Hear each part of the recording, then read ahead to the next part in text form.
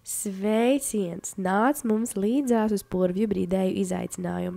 Tas norisinājās 17. martā, un kopā ar Purva brīdējiem mums bija iespēja nelielā kompānijā doties pārgājienā ar purva kurpēm uz 7000 gadus veco Dunikas purvu, lai baudītu šo maģisko purva ainavu, neskaitāmus ezeriņus, neparasti izskatas priedītes, kas patiesībā ir vairākus 100 gadus vecas. Piedzīvojumā mēs devāmies pāri sūnu paklājam, zem kura ir 7 metrus biezs kūdras slānis. Purva brīdēja mums palīdzēja atklāt purva noslēpumus, un, protams, purva kurpes ļāva mums nokļūt tur, kur citādi būtu neiespējams.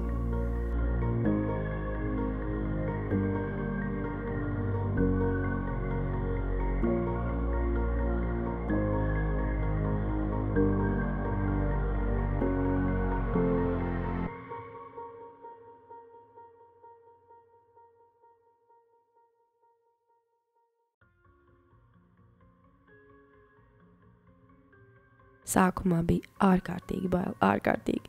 Ceļā uz Purvu braucot, es vīram teicu, Klau, bet šis būtu patiesībā ļoti jauks randiņš.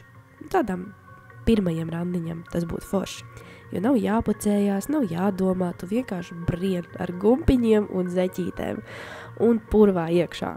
Tas bija fantastiski.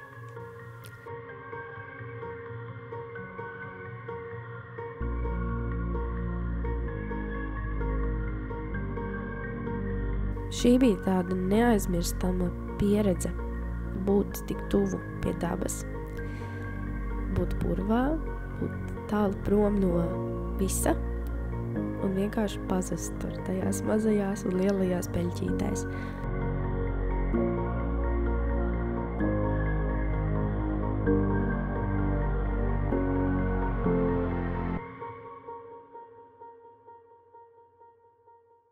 Es ieteiktu ikvienam vismaz reizi šādu pasākumu un izaicinājumu tiešām ņemt, ķert un grābt.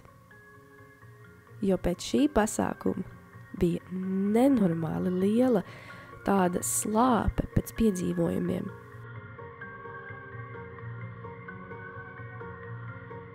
Ceļojumi un atpūtas un brīvdienu mājiņas īsti es neuzskatu par tādiem piedzīvojumiem, bet šis bija tāds riktīgi, kaut kas bija pietrūcis. Un šeit varēja tiešām just to, kad ir bail, jo tas sen nav darīts, tas ir vajadzīgs, tas ir izaicinājums, tā nav tikai tādas pastaiga, tas tiešām bija izaicinājums, jo pirmās, 10-15 minūtes man bezmaz vai bija kā panikas lēkme, kad es neiešu tālāk, viss grimst, viss ir slapšs, vīrs dod man lūdzu mašīnas atslēgas un viss, es gribu mājās, man ir bail.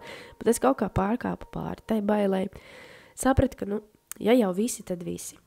Arī gids mums pateica, ar purvu kurpēm tikai uz priekšu, atpakaļ ar viņām nevar paiet. Tā arī bija, es mēģināju spērt soli atpakaļ un gandrīz ievēlos iekšā purvā. Tas bija diezgan grūti, jā.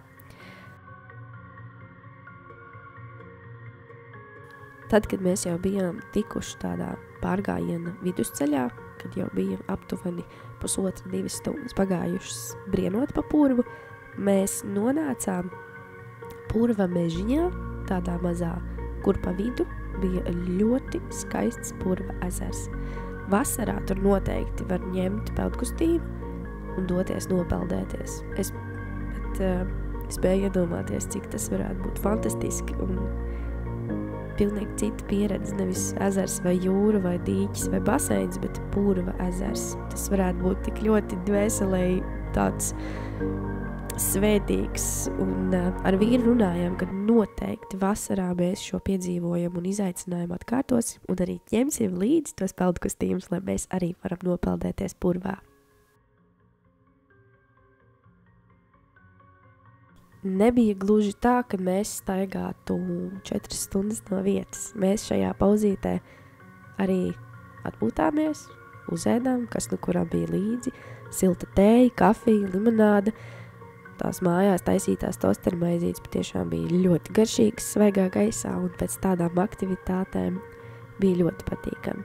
Un es teikšu milzīgi paldies purva brīdējiem par tādu iespēju, jo līdz šim neko šādu es nebiju redzējusi, dzirdējusi vai piedzīvojusi, un šis pat tiešām bija fantastiski.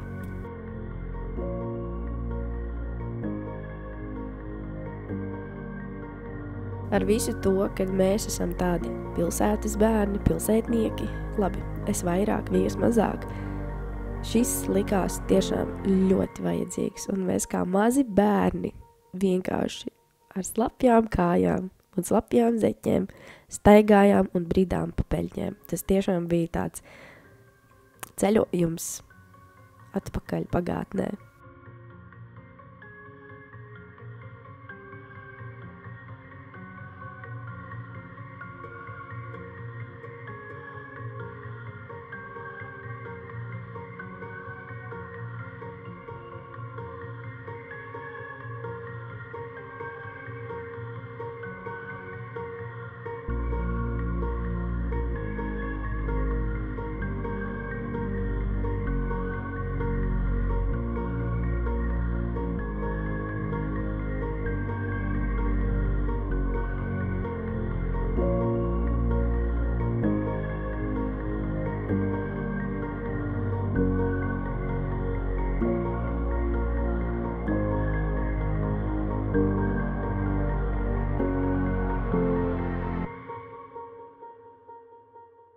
Nu, ne 100 gramus, bet 100 kilogramus vieglāks, jo liekas, ka tu esi izvējots, izpūsts, izstaigāts, izkratīts no visas ikdienas, no visām rūpēm un raizēm.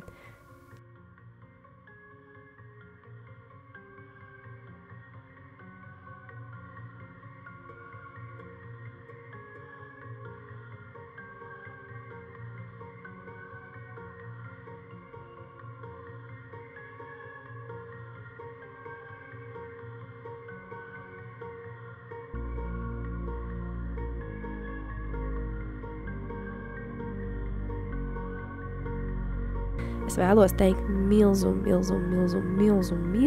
milzīgu paldies Purva bridējiem par šo iespēju piedalīties izaicinājumā